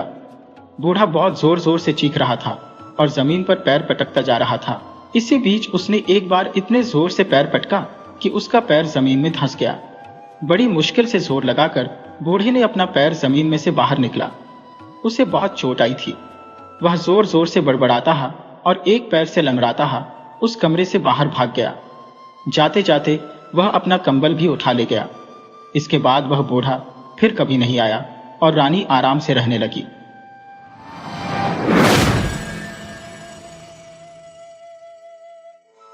नन्ही आयरा ने घर पर आए एक युवक से कहा, हाय, मेरे सारे फूल मर गए। कल रात को वे इतने सुंदर दिख रहे थे, अब उनके सारे पत्ते मुरझा गए हैं। ऐसा क्यों होता है? वह युवक सोफे पर बैठा था। आयरा उसे बहुत पसंद करती थी क्योंकि वह बहुत अच्छी कहानियां जानता था। वह कैंची से काटकर कागज की सुंदर तस्वीरें बनाता था।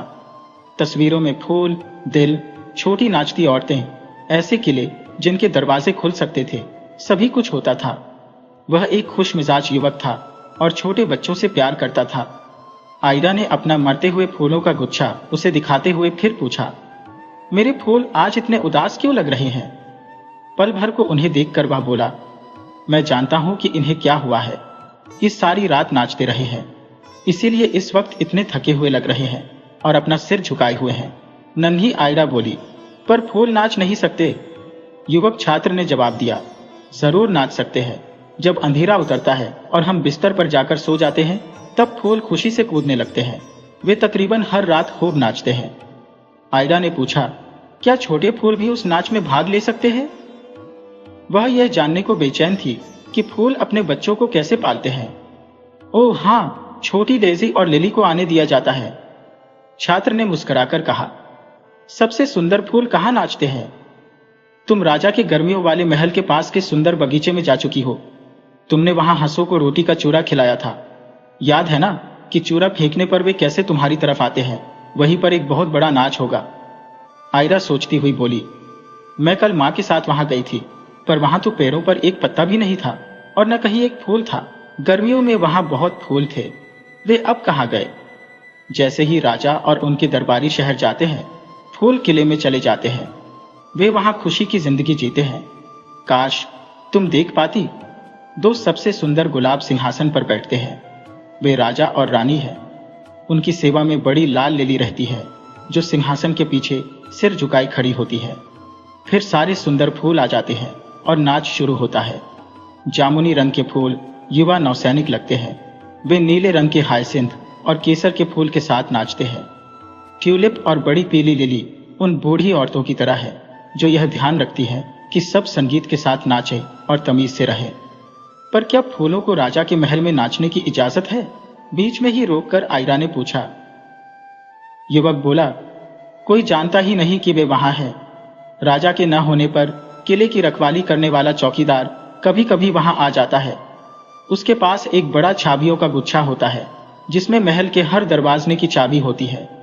फूलों को जैसे ही चाबी के गुच्छे की आवाज सुनाई देती है, वे छिप जाते हैं। रात के बूढ़े चौकीदार को उनकी खुशबू आती है, पर वे उसे कभी दिखाई नहीं देते। नन्ही आयरा ताली बजाते हुए बोली, ओह, कितनी मजेदार बात है। अगर मैं वहां होती तो मुझे भी फूल नहीं दिखते। छात्र बोला, मेरे ख्याल से तो तुम्हें दिख जाते। अगली बार जब तुम बगीचे में जाओगी तो महल की खिड़की से अंदर झांकना, तुम्हें शायद वे दिख जाएंगे। आज जब मैं वहां गया था तो एक लंबी पीली डैफोडिल को सोफे पर लेटा हुआ देखा था। अच्छा, क्या वनस्पति के बगीचे के फूलों को नाच में जाने दिया जाता है? वे जाते कैसे हैं? वहां से महल तक का रास्ता तो बहुत लंबा है।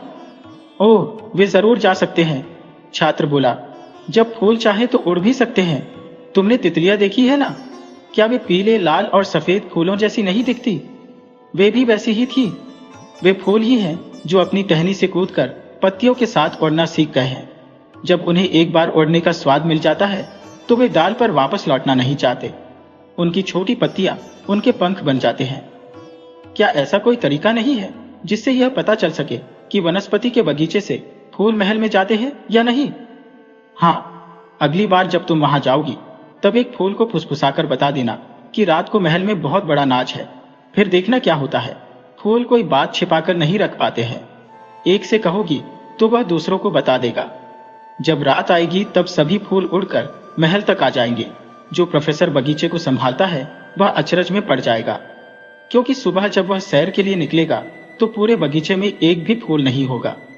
मैं अच्छी तरह जानता हूं कि फिर वह इस पर एक लेख लिखेगा। जिस फूल को मैं बताऊंगी वह दूसरे फूलों को कैसे बताएगा? मैंने कभी किसी फूल को बात करते नहीं देखा, आयरा ने कहा। वे बिना बोले नाटक करते हैं।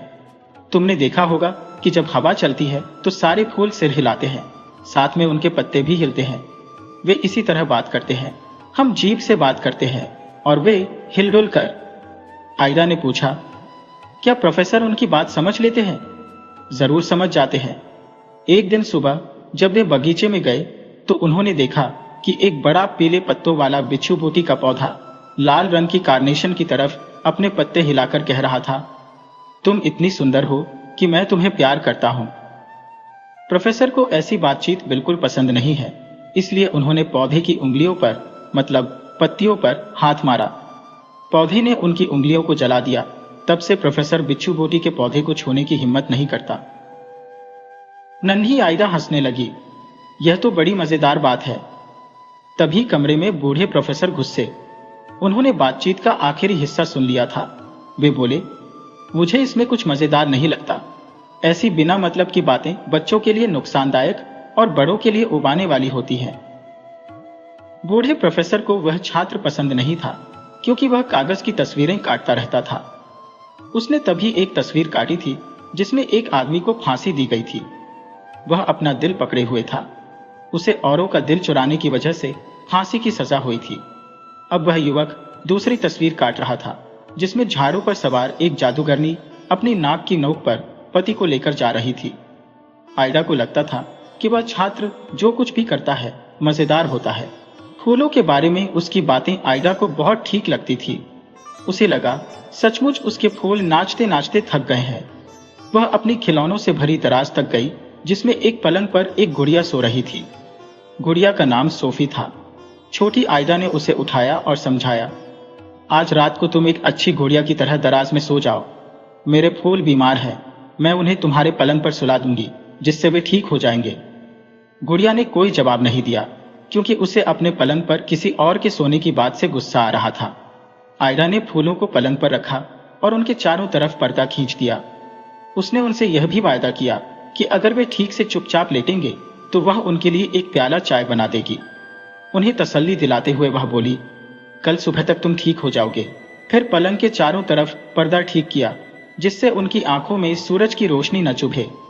पूरी शाम वह उस युवक की बताई बातों के बारे में सोचती रही। जब सोने का वक्त हुआ तो वह भागकर खिड़की तक गई। उसने पर्दे हटाए, फिर खिड़की में रखे मां के फूलों के गमलों को देखने लगी। उसने धीरे से फुसफुसाकर हाइसिंथ और ट्यूलिप से कहा, मैं जानती हूं कि तुम आज रात को कहां जाने वाले हो। फूल ऐसे दिखा रहे थे कि जैसे उन्होंने कुछ सुना ही नहीं था। न उन्होंने एक पंखुड़ी हिलाई, न कोई पत्ती। पर नन्ही आयरा ने जो सुना था उसे उस पर विश्वास था। जब वह बिस्तर पर लेटी तब भी जागती हुई यही सोचती रही कि जब सारे फूल महल में इकट्ठे होकर नाचेंगे तो कितने सुंदर लगेंगे। क्या पता मेरे फूल वहां जाएंगे भी या नहीं। फिर वह सो गई। रात में उसकी आंख खुल गई। वह फूलों और उस युवक को सपने में देख रही थी, जिसके बारे में प्रोफेसर ने कहा था कि वह उसका दिमाग बकवास से भर रहा है। सोने वाले कमरे में बड़ी शांति थी। उसके माता पिता के पलंग के पास वाली मेज पर छोटी बत्ती जल रही थी। उसने धीरे से कहा, हे भगवान, मैं जानना चाहती हूं कि मेरे फूल अब भी सोफी के पलंग पर लेटे हैं या नहीं। वह उठकर बैठ गई। फिर दरवाजे की तरफ देखा। वह खुला था। उसके फूल और खिलौने दूसरे कमरे में थे। वह सुनने की कोशिश करने लगी। कोई धीरे धीरे पियानो बजा रहा था। इतनी प्यारी धुन उसने पहले कभी नहीं सुनी थी। वह सोचने लगी, अब सब फूल नाच रहे होंगे मैं देखना चाहती हूँ। पर उसमें उठने की हिम्मत नहीं थी, क्योंकि उसे यह डर था कि कहीं उसकी मां जाग न जाए। उसे लगा, काश फूल वहीं आ जाते, पर वे नहीं आए। हाँ, संगीत चलता रहा।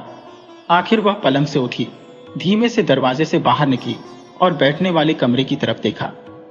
वहां बत्ती नहीं चल रही थी, पर फिर भी वह देख सकती थी, क्योंकि चांद की रोशनी खिड़की से आकर फर्श पर पड़ रही थी। वह इतनी तेज थी कि दिन जैसा लग रहा था। सारे ट्यूलिप और हाइसिंथ दो लंबी कतारों में खड़े थे।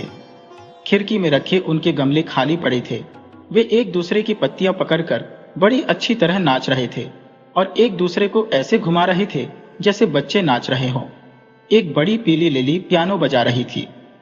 नन्ही आयरा को याद आया कि उसने उसे गर्मियों में बगीचे में देखा था। तब उस छात्र ने कहा था, देखो, यह पतली दुबली लिली मिस लाइन जैसी दिखती है। सब उसकी बातों पर हंस पड़े थे, पर अब नन्ही आयरा को लग रहा था कि वह पतली पीली लिली सचमुच लकीर जैसी लग रही है। खासकर जब वह सीधी बैठी पियानो बजा रही थी और धुन के साथ अपना सिर एक तरफ से दूसरी तरफ हिला रही थी। किसी भी फूल ने आयरा को नहीं देखा था। अचानक बिच्छू बूटी का एक बड़ा पौधा उसके खिलौनों की मेज पर कूदा, फिर सीधा गुड़िया के पलंग तक गया और पर्दे हटा दिए।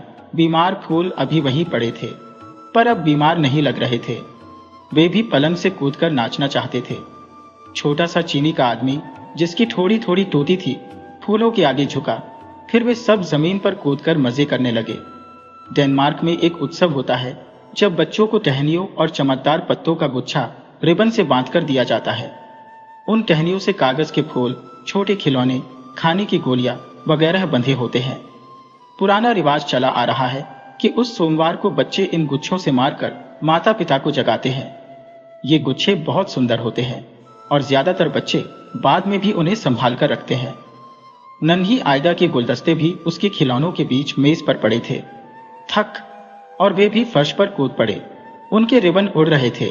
वे सोच रहे थे कि वे भी फूलों में से एक है। एक मोम की सुंदर गुड़िया, जो प्रोफेसर जैसा चौड़े किनारों वाला हैट पहने थी, सबसे लंबी टहनी के साथ बंधी थी।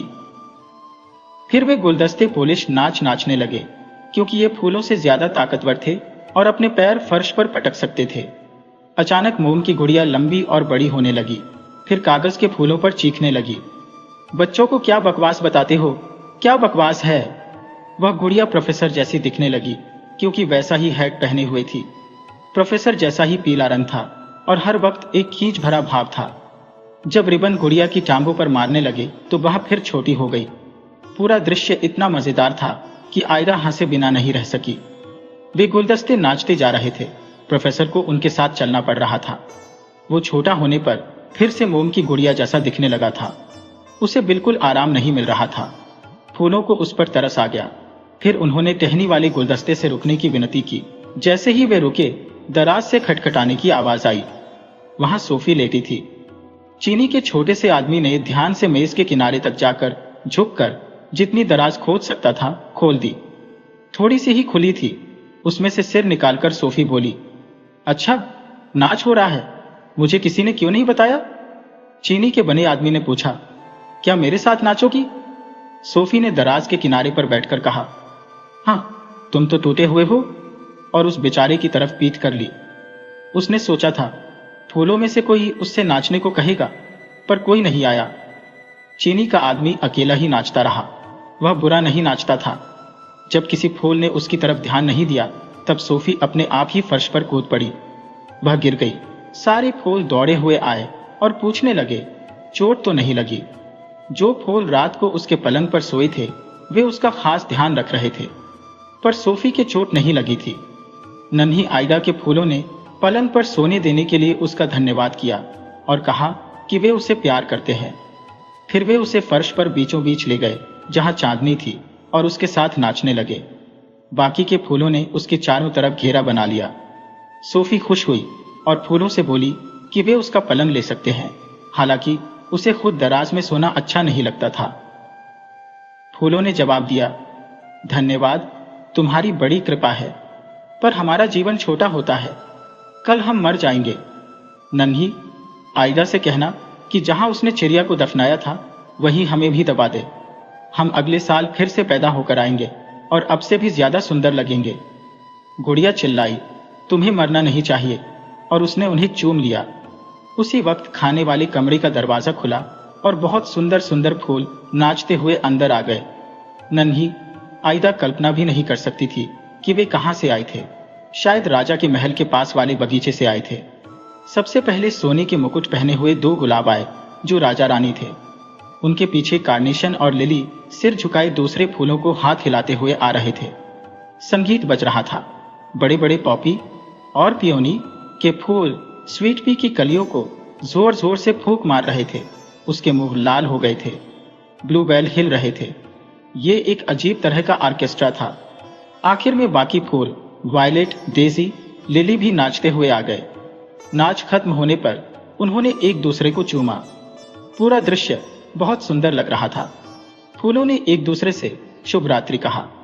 नन्ही आयदा भी वापस अपने पलंग पर लेटकर जो कुछ देखा था उसी के सपने देखती रही। अगले दिन सुबह उठते ही वह सीधी भागकर गुड़िया के पलंग पर अपने फूलों को देखने गई कि वे वहां हैं भी या नहीं। वे वहीं थे, पर अब मर चुके थे। गुड़िया दराज में ही थी और बहुत नींद में थी।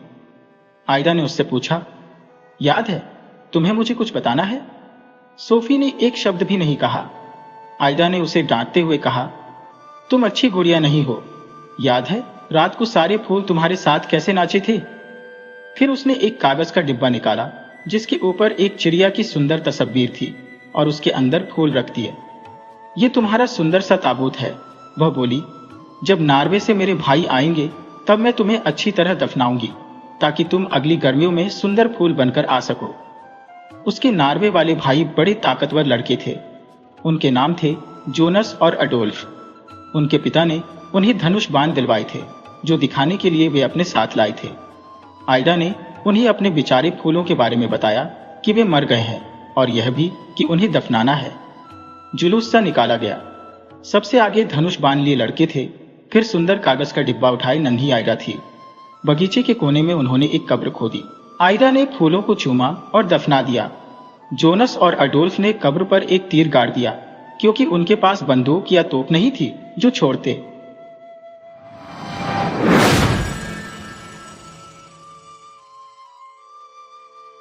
दोस्तों, अगर आपको कहानी पसंद आई हो तो कृपया लाइक करें और अपने सुझाव नीचे कमेंट में छोड़ें।